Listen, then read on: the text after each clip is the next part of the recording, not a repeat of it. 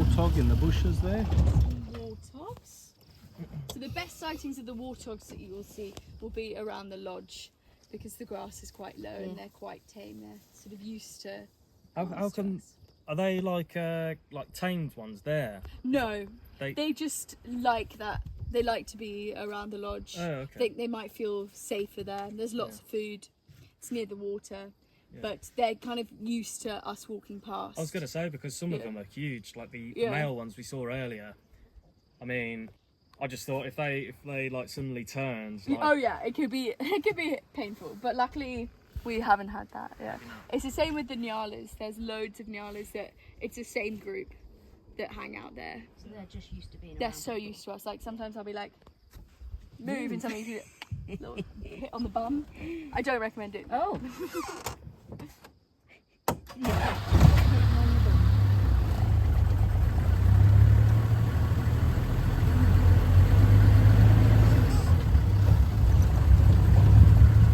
Terrapins, tortoises, and turtles, they're all quite different. So terrapin, which is this one, is a carnivore.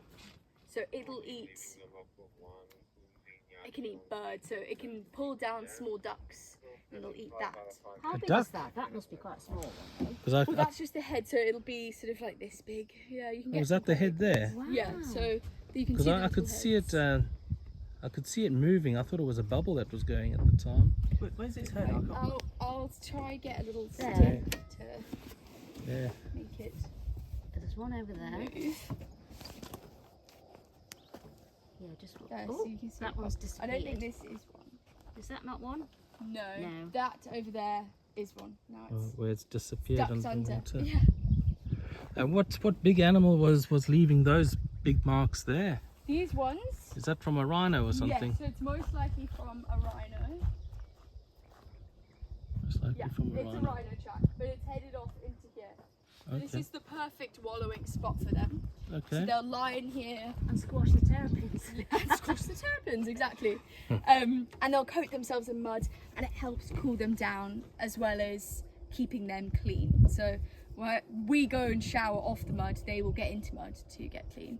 Because basically once it does dry on them, it turns into almost cement and it traps all of those bugs that were on their skin. And then they'll rub themselves against a tree. So there you can see there's quite a lot of brown muddiness on there. So that's from an animal rubbing the mud off it. And then when it does, all those insects like ticks that were trapped in the mud will be scraped off, and then they will have less bugs on them. So it's quite clever. Warthogs will also lie in this, and same with buffalo. They all like a wallow. Sorry. So No worries. what was that? So this is a termite mound, and in South Africa we have fungus growing termites. So what that is basically is they will grow gardens on the sides of their mounds basically, and they'll have to keep them at a very certain temperature. So it's approximately 31 degrees Celsius. And if it's a very hot day, they might open the top up to let some of the hot air out. If it's raining, they'll close up the top. But that is the temperature that the fungus needs to survive and grow. Is the fungus inside? Yes, so inside on the walls. And they use that because basically they can't process their own food, the termites can't.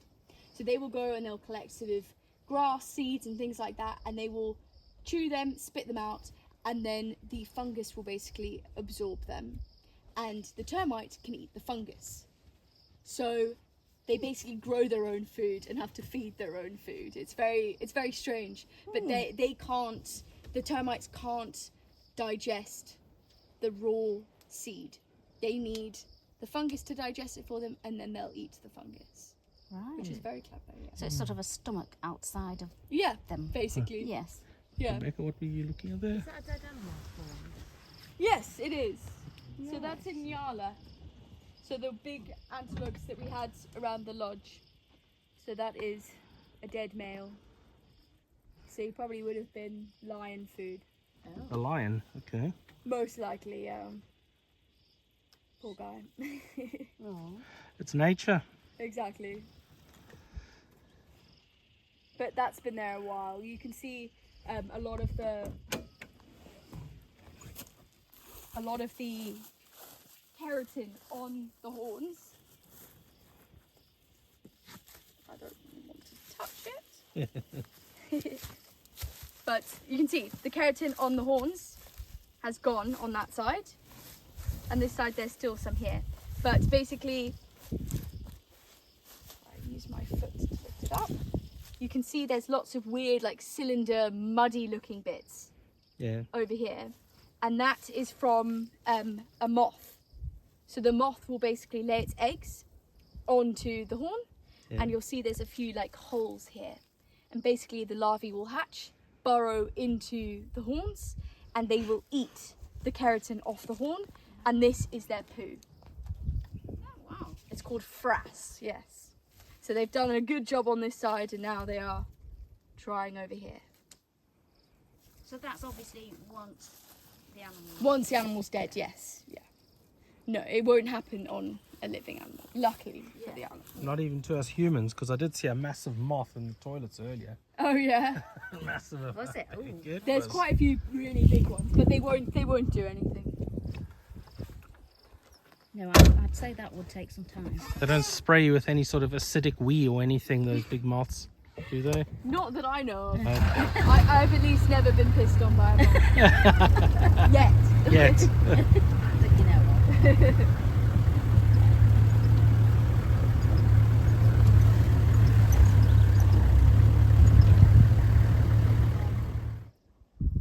It's the 4th largest tortoise that we get in the world. Leopard tortoise. The leopard tortoise, exactly. So you've how old would that one be then? Oh, It's not very big, is it? it at the is moment? actually quite big Is it? Oh, compared to how small some of them are.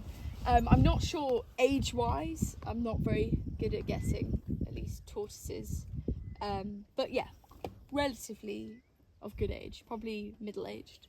Are they on their own unless they're mating? Generally? Yes, Yeah. yes. And when they do mate, they will lay sort of between 6 and 30 eggs at a time. And How old do they live till? they can live quite old. I would say above 60, well above 60. Yeah. But when they do mate, so you can actually tell the gender by looking underneath them. It's called the plastron. And the females is flat and the males is concaved. And that's to help with mating. Because the male will have to mount the female, but if he's got concaved, he's going to keep slipping down. So he's concaved to sort of fit on her, for their mating. He's now hiding there. But when they do lay their eggs, the temperature of the egg actually determines the gender. So I'm going to get it confused because crocodiles is the opposite way around.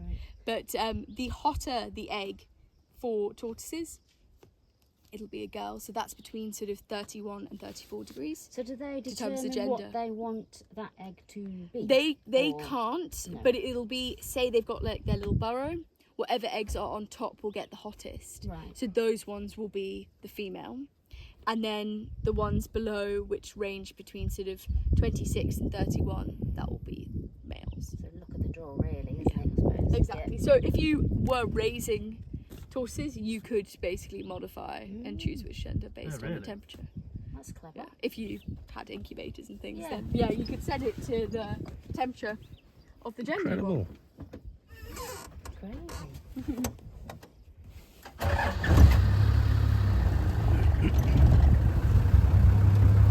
Still there, just hiding. Yeah.